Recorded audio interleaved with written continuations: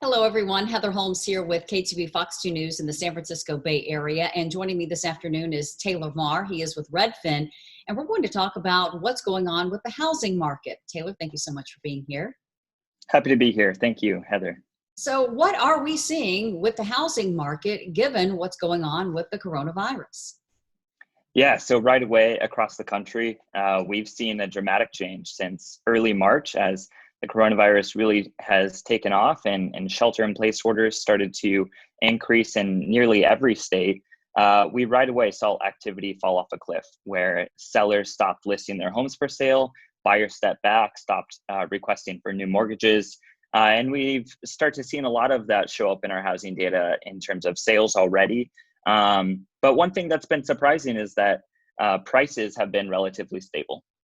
Okay, so when you talk about, let's start with sellers. What are they doing? How are they reacting to what's going on? Yeah, so right away, we saw most sellers that were on the market at the time face a choice of do they keep their home on the market in spite of not being able to have an open house and only being able to do virtual tours, which our Redfin agents are doing for people, or do they wait and see? And we saw the number of people taking their home off the market more than double from a year ago. And about 1 in 10 homes did pull off the market entirely. So that pulled back supply quite a bit. And that was an abrupt reaction. We've stopped to see that being the case. So we think most of the sellers who wanted to pull off the market did so.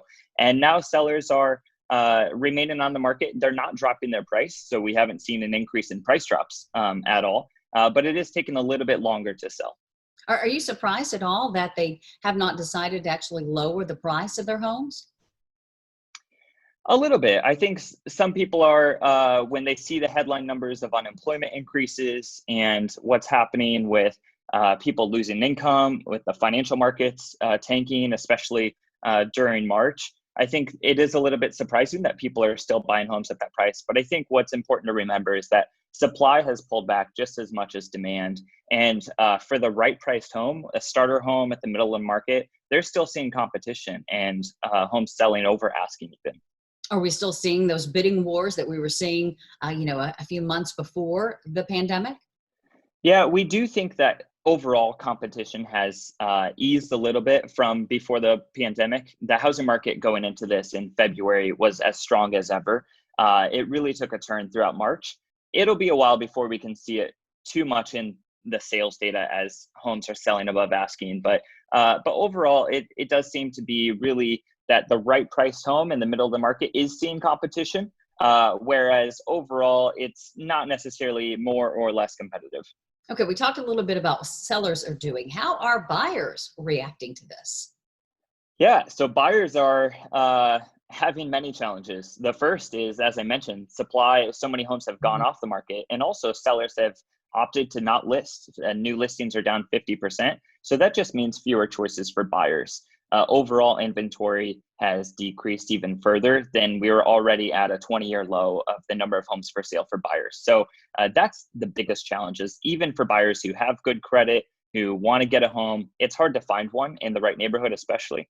But beyond that, if they can find a home, another second challenge that's really difficult for buyers right now, the ones that have kept their jobs, credit is really tight. So lenders, banks have decided to increase credit scores for who can get a mortgage.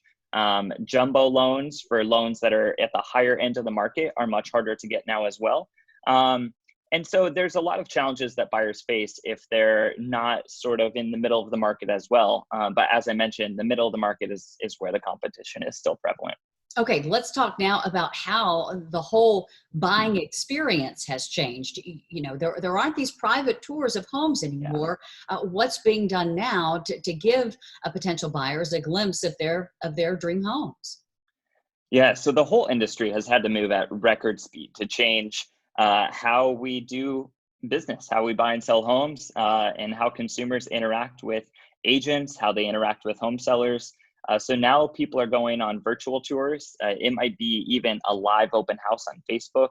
About 1 in 7 homes now are receiving offers sight unseen, even from these buyers that have just toured a home virtually. So uh, the whole industry is getting very creative with how to even close deals, meet in parking lots and passing contracts through a window to avoid contact with one another just to sign a mortgage. And so there's a lot of interesting things that are happening on just the barriers with physical touch. And in some markets where it's even more difficult to even tour a home virtually, even if the home is vacant, we're seeing a lot more disruption to activity in those markets as well.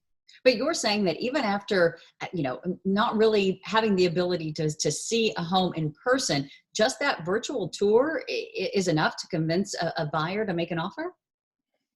Yeah. So of course, it's possible that they are very familiar with the neighborhood or even the block or the home from beforehand, but certainly a lot of people are seeing a new home hit the market.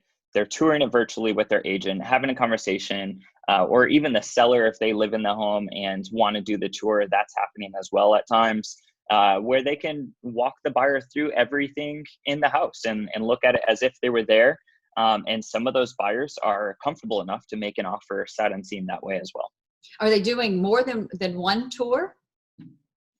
Yeah, so a lot of buyers are touring multiple homes this way, and it's happening all across the country. One thing that's convenient about this is that you can tour a home across town without having to drive anywhere. So it can be a very fast and efficient way to tour a home as well, which makes us think that this will probably be a feature that people will want even after this is all over, especially for buyers who are looking to relocate to a new market. As job growth starts to pick up, that's going to be a very common thing. But do they want more than just one tour of the same property? Meaning, I take a look at it, I like it, I've had some time to think about it. Do I need to take a look one more time, two more times before I make that offer? What are you seeing in regards to that? Yeah, so some buyers do want to do that. Of course, there's just a greater level of uncertainty when you're just looking at a home through a little iPhone screen or an iPad app, and so there is that feature where you want to double check, make sure, did we really see everything that we want to before making an offer? Another thing that's been really common during this whole process as well is when people are making those offers, they're attaching addendums to their offer that say, during the coronavirus specifically, this at least covers their back for things with financing contingencies or other measures that at least can give the buyers a little bit more comfort as well. Now, here in the Bay Area, the housing market has just been red hot. Is it still? I'm guessing it too has been affected, even though some other things that have been happening in the economy prior to the coronavirus. The Bay Area seemed to be sheltered a bit from that. Are we though impacted too by what's happening with the coronavirus? Certainly. So sellers in the Bay Area have reacted the same way as they have across the rest of the country. So I mentioned the number of homes hitting the market is now about half of what it was a year ago. The same is true in the Bay Area. It actually fell a little bit further, about 60% of what it was a year ago. So a little bit bigger drop, but it's actually starting to recover a little bit more as well. And we haven't seen demand in the Bay Area fall back as much either. And I think that might be that some markets are a bit more resilient to the shelter in place orders. When you could work from home from your laptop, a lot of these tech hubs have a sizable share of their workforce doing that. And that gives them a little bit more wiggle room for what's happening, where, if your job has not been lost and your work isn't disrupted, you might still be in the market for a home. Mm-hmm.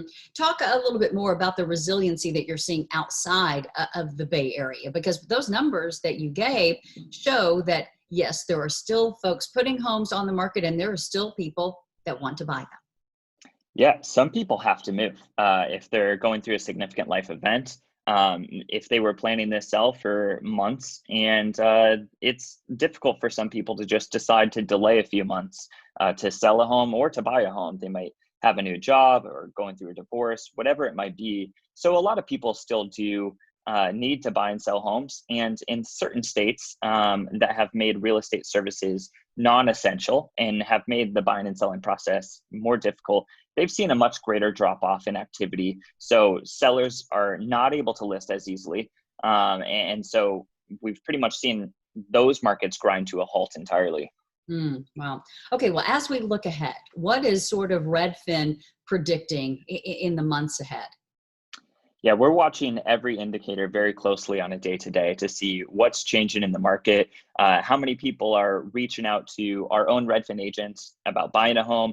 And this is some of the earliest indicators that we have as to what's happening. And what we see happening is that over the last 2 weeks, demand is starting to come back. We were down at a low of about 20% from pre-coronavirus levels, or down about 35%. And now that's come back to now only down about 20%. We're seeing home buyers ask to meet with an agent virtually. And so we think that going forward, this is an early sign that we're headed in the right direction of recovery. Okay. All right. Taylor, really appreciate you taking the time and giving us perspective on the housing market amidst the pandemic. Appreciate it. Thanks so much. Thank you, Heather.